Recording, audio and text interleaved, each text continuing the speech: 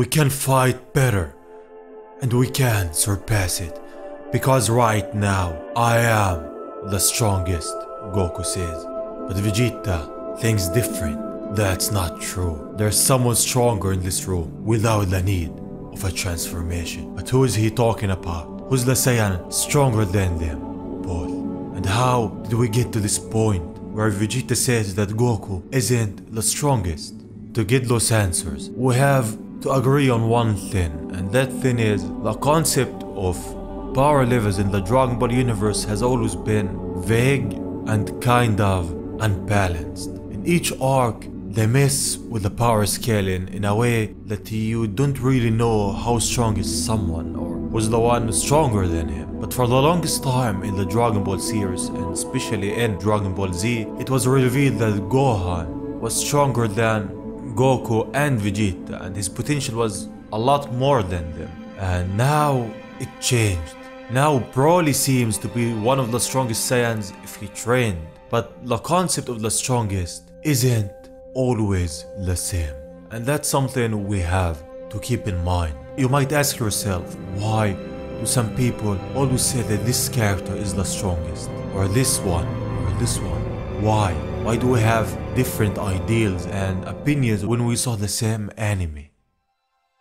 Reality for the most of the time is very different than the reality we imagine in our heads. We as human beings are built to see what we wanna see, no matter what reality is or no matter what is true or not. Each person's perception of reality is subjected to what he believes in. Let's say we see the same episode of a series, but when we're both asked what we saw in this episode, our answers will be somewhat different because we both are different. Because of those differences, we see different things. You will notice the things that you love the most, and I will notice the things that I love the most. So our perception of the same thing that we saw and how we interpret that thing to people will be a lot different than what it really is.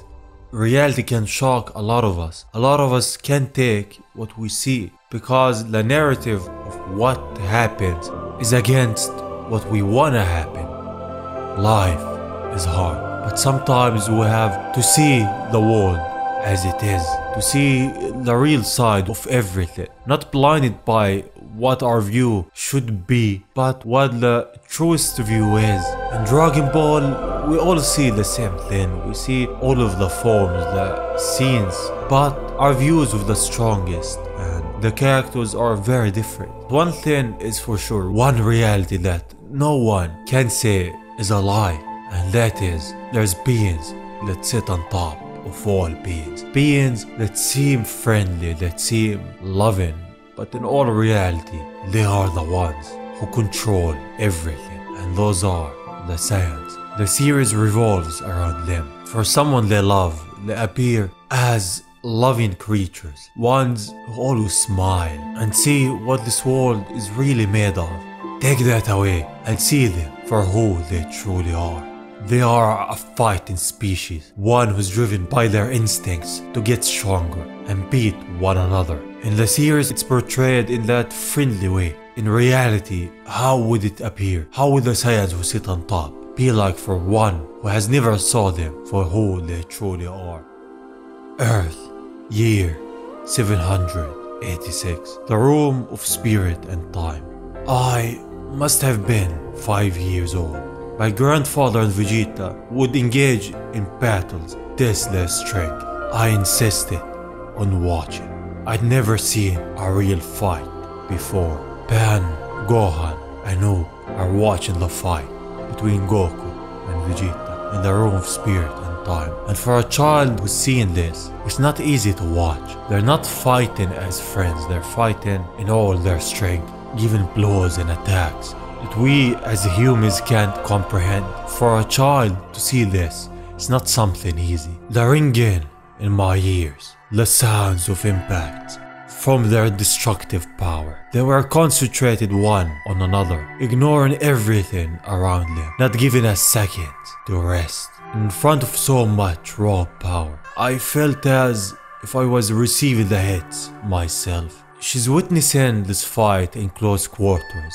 The fight between the two Saiyans who sit on top, the ones whose powers can't be easily comprehended. Pan at this time was still a kid, so how she explains the fight is really interesting in the way that in the anime they never said it this way. They just said the pressure of the fight, but here they're even fighting their Super Saiyan forms. So each blow is devastating and she's feeling the hits like she's fighting with them. She can't take it, the air is thick, everything is different.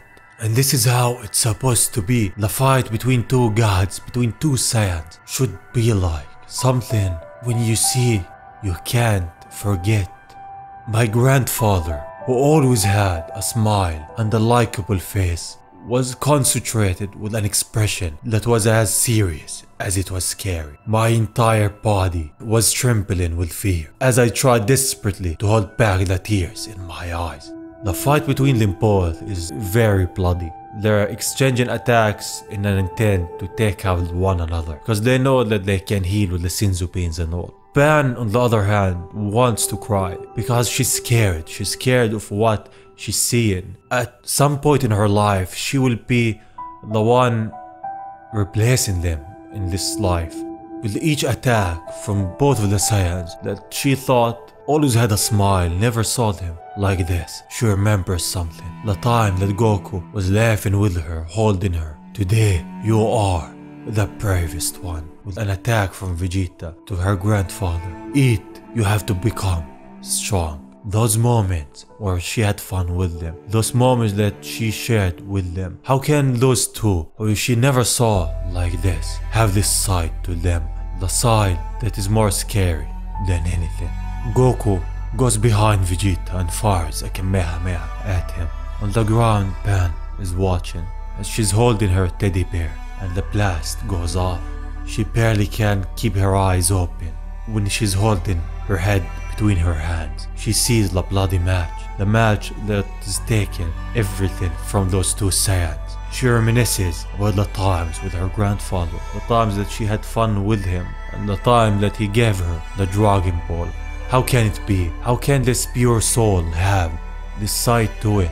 This is what it takes to be on top. To always love the people that love you, but also have the side of you that can't forgive the ones who hurt them. As Vegeta takes the better good of Goku and the match is about to end, she sees the pure Vegeta, the kind-hearted, has gone away in this match. And the pure Goku, the kind-hearted, the always smiling and laughing, isn't here also. As they're both on the ground, as Goku's still sitting on it. Both of them are badly injured. Both of them aren't themselves anymore. Vegeta tells him to get up, but Goku can't. He's done.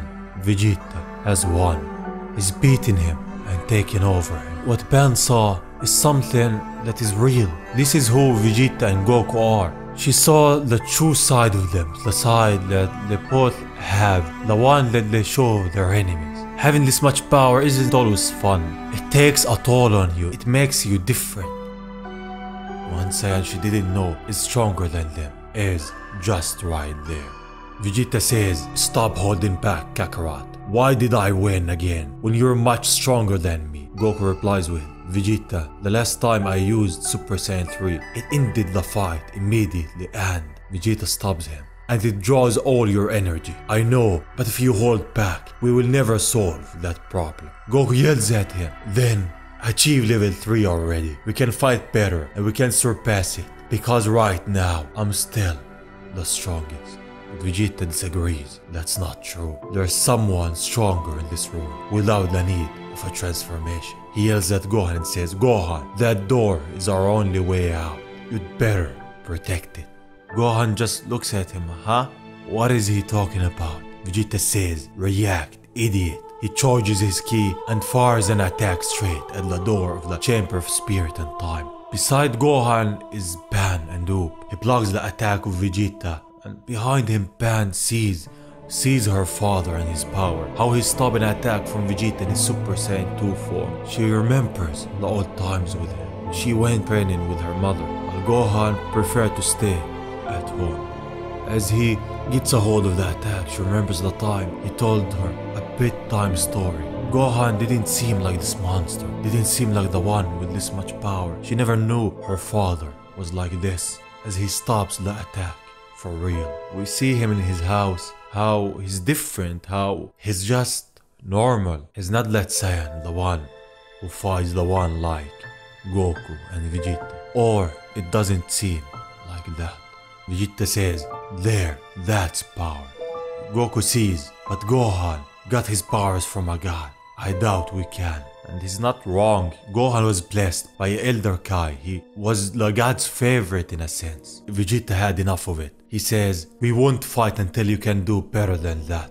Goku always says that he's the strongest, and that's true in a sense. But Gohan has power and potential a lot more than them, and this is something that we all know. As Vegeta goes right beside Gohan, Gohan calls for him. Vegeta, if you ever put my little girl in danger again, he looks at him and says, I will kill you. They stare at each other, even though Gohan has stopped fighting, but he will go to any means necessary to protect his family. And I know this doesn't seem like Dragon Ball in a sense, the Gohan that we know, but this manga is a real take on what will really happen if it was more realistic, if the characters had more lifelike behavior than an anime-like behavior. Vegeta walks away and says, noted. Pan continues and says, that day I realized that if my grandfather could be terrifying, my dad was even more so. But I also knew that he would always be there to protect me. That was many years ago. And now, as we go back to the future, I see a girl who's like me in so many ways, much stronger than me. And from what I understand, our dads are the same. So then, if her father's just as strong as mine, we see a futuristic Pan, one who came back from the future it seems. Why isn't he saving her? Honey, you said it. Your father is Gohan. In the future he can't even protect himself. How will he protect his family? And I'm not being sarcastic. In the future he's barely even on par with Super Saiyan 3 in a sense. He's not strong anymore. But he was the strongest at some point. He was the strongest of all Saiyans at some point in this life. Gohan was blessed by the gods. He was the son of the strongest Saiyan and himself was on top in a timeline. The concept of the strongest always changed. And this was the story of a time when Goku wasn't the strongest. When he saw the strongest Saiyan who was blessed by the gods. When he saw his son, Gohan. And the story of Pan seeing the reality of her life, the reality of her father, her grandfather, and the way that this world behaves. Always believe in yourself. Always believe in what reality you want. At some point, if you believe hard enough, and if you give it your all, what you imagine in your head will manifest in your life. Because at some point, you will see life for what it really is. It might not be the life that you wanted, but it's the life that you have. You can change it. You can make it a lot better than it is. But keep in mind to not let it change who you are. The strongest of us are the ones who always be themselves in this world. The ones who sit on top are the ones who are always true to themselves. Just a quick thing, a lot of the people who watch aren't subscribed, so if you could subscribe, it will really help me out a lot. So go subscribe. Love you all. And this is it. I wanna say something before I go, something that has been on my mind lately, recently, and if I'm gonna be honest, not just recently. I've been getting a lot of comments from people who are having a hard time mentally. I mean, I've been through them, and recently I've been through them. In the beginning of this year was the worst time in my life. I was depressed and I was just down. When I was in that position, I just thought I will never get out of it, that it will always be like this. My life will just go down from here on out. Now when I look at it, yeah, life was bad, it sucked back then. Everything that goes down goes up, but you have to believe in yourself. At some point it will all work out, and I'm here. Listen to my voice and believe me, trust me, everything will be fine. I can't tell you when, but believe it.